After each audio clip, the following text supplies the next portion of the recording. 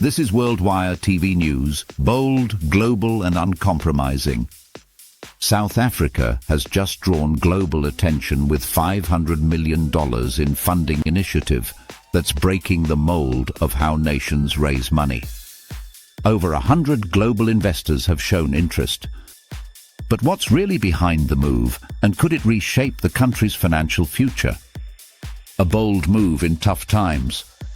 The National Treasury's new initiative isn't your typical government bond sale.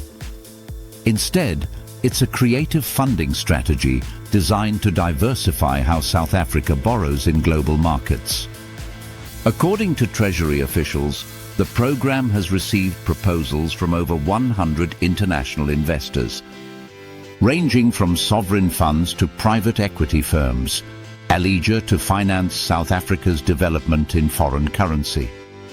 At its core, this initiative represents a shift from traditional Eurobonds toward more flexible financing options. It's a way of saying South Africa is open for innovative deals. The context: rising debt, tough choices. Let's be honest, South Africa's debt levels are high. The government spends nearly 1/5 of its annual budget on interest payments. That's money not going to schools, hospitals or infrastructure. So this $500 million plan isn't just about new cash, it's about how to borrow smarter and cheaper.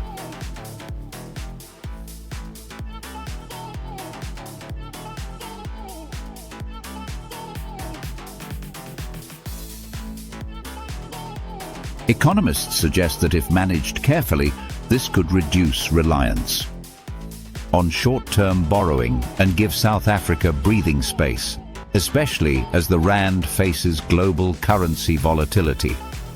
Why the world is paying attention.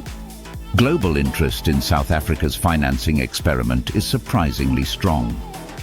One reason? Investors are hunting for yield in emerging markets, and South Africa, with its deep financial systems and resource base, remains an attractive destination. But there's also a geopolitical layer here. Western lenders, Chinese funds and Gulf investors all see South Africa as a strategic hub for the African continent's next growth chapter.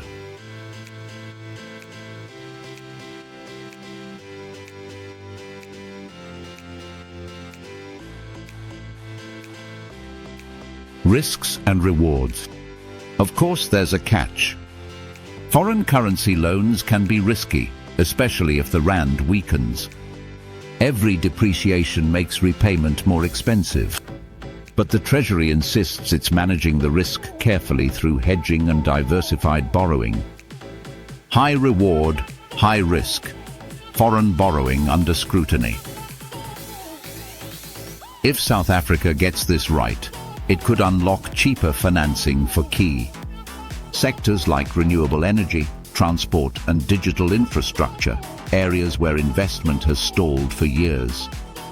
The bigger picture: a shift in economic strategy. This funding initiative is part of a broader effort by the government to stabilize public finances and rebuild investor confidence.